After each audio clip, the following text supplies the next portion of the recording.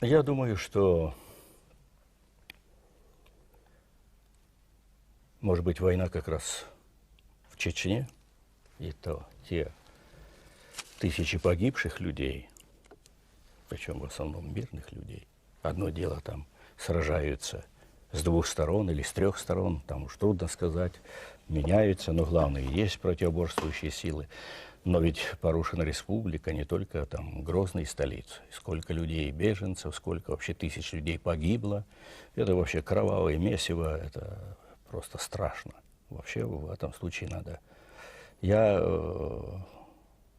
считаю, что шансы для политического регулирования были, а раз они были и не воспользовались ими, то я считаю, тех, кто развязал эту войну, санкционировал все это, должны были просто уйти сейчас, уйти в отставку.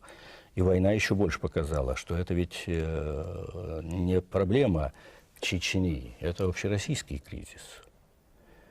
И мы все вообще болеем за российское государство, за нашу Россию, и очень для нас, я думаю, неприемлема даже мысль о том, что мы согласимся с тем, что мы будем терять Россию, она будет распадаться. Нет. Ну, это и есть аргументы людей, которые Да, проводили военную кампанию. да, но ведь как действовать для того, чтобы была? Вот я думаю, если так действовать, как в Чечне, то тогда мы действительно можем подтолкнуть такие процессы в России, с которыми можем и не справиться. Очень тяжело. Я не думаю, я уверен, что Россия имеет будущее, она поднимется, она состоится как нормальная, спокойная, демократическая, уверенная в себе. Она состоится. Тут у меня нет. Но сейчас этот путь вот